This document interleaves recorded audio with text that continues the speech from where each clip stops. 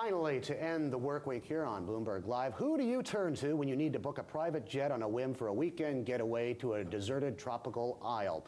If you have the means, this club may be for you. 6-year-old exclusive concierge service quintessentially offers solutions for the most demanding and the most discerning client.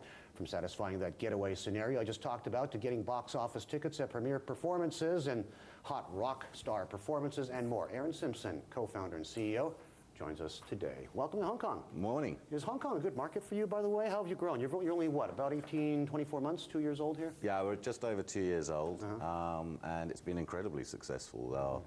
Our list of clients here is the who's who of Hong Kong society and the wealthy, and it's taken off and really been received very well indeed. Why is your service even needed?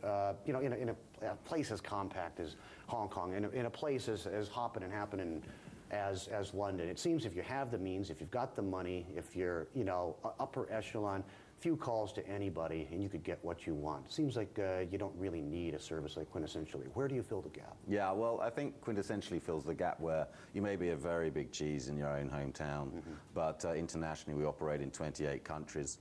It's like having a best friend in every city, and we access the inaccessible. I think really the other point that's very, very important for a lot of our clients is discretion. You can use your own network, but actually may well be for personal and private reasons that you want to have that discretion. We look after some of the biggest celebrities in the world, members of the royal families around the world, and certainly some of the biggest CEOs and rich list, part of Forbes rich list and the UK rich list and now the Hong Kong rich list. So these people want discretion, and sometimes they can't get that from their network. Right, okay, so in other words, it gives them sort of carte blanche across the world. I mean, everybody knows who the Queen of England is, but chances are if she steps into some places in middle America, somebody might mistake her for the housewife down on Main Street or something. So you're talking royalty? I mean, how many members? You started 6 years ago, I should point out. Yeah. Only 2 in Hong Kong. You went from 0 at the very start to how many in the world today? Well, we only take up to 5,000 people in total in the whole world. No. In each city that we operate. Sometimes it's much less. I'm currently expanding quite dramatically in Asia. I just opened Bangkok, and they'll take up to 2,000. In Hong Kong, we just got shy of 2,000 already, and we've only been going 2 years. And you know, it's a controlled growth. We don't want to overcook the market, and also because of the level of service we deliver and the exclusivity of it, you know, you can only accommodate X number of people to deliver that level of service. Our plan in Asia is dramatic expansion. We're opening in Beijing and Shanghai in the next couple of months. I've got Tokyo opening, and we've just done deals in Singapore and KL, and then Australia and New Zealand will follow after that. If you look at the various list of the richest, you know, whether it's Fortune or Forbes, an increasing number of those people sport Asian names, obviously, especially from India, especially from China, by the sheer magnitude of their populations. Therefore, by default, would India and China be your main priorities for expansion over the years? So in China, you're not just talking Beijing, but Shanghai and Guangzhou, and maybe eventually Chengdu and other cities as well. Yeah, I mean, it's obviously an incredibly important market, and the world's attention on it is refocused. Tokyo's on the up again, and we're really very keen to make sure that we capture the right end of the market here in Asia. But equally so, you know, we are in 28 countries, and we're actually taking it to another 30 this year, 30 different cities around the world. So our importance of us is to get geographical expansion and get it right and get the right client base. But yes, absolutely, it's a key market. How many people work for quintessentially? Just shy of 1,000 people. 1,000 people. I'm just doing the math here on the back of a napkin. Okay, if you're willing to go up to 5,000, maybe in some cases less in any given metropolitan city, you've got 28. Let's round it up to 30, and you're looking to double that. That gives you potentially 300,000 clients around the world. 300,000 clients being served by 1,000 people. How exclusive is that, to be honest, and how efficient can you be in serving everybody's needs? Well, if it was that figure, that's obviously inefficient.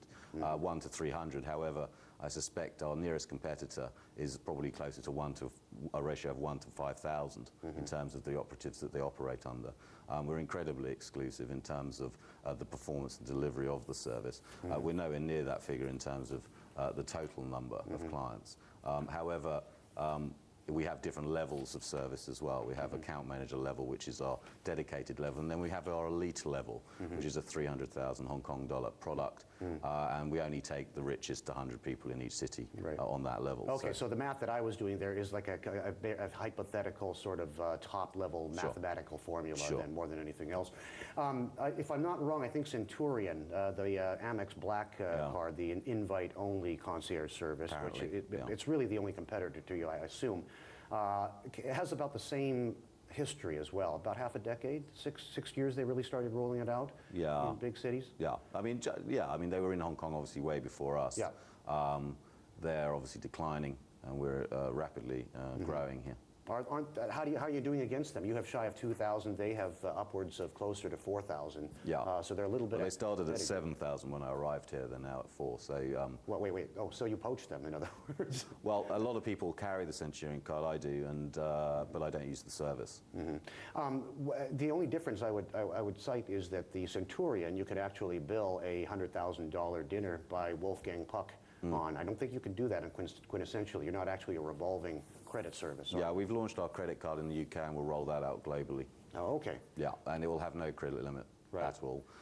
But you can still buy, and people do already buy real estate through us, private jets, super yachts. We're now building 7 of the biggest private submarines in the world for our clients. Okay, talk about high-level demands there. What do you get? What do you get for $300,000 a year for the elite membership? Just give me a quick answer on this. Do people feel it's worth it? Do you have a high churn rate? No, we don't have a high churn rate. We have the lowest in the industry. We actually renew at 95% of our client base. Of course, they think it's worth it. I wouldn't be sitting here talking about it because I would have died 3 or 4 years ago, and the service would have gone with me. You know, it is about making sure that you're connected, you have insider knowledge, and that you look good to your friends. All right. Nice having you in town. I'll call you for membership details in about 20 years, okay?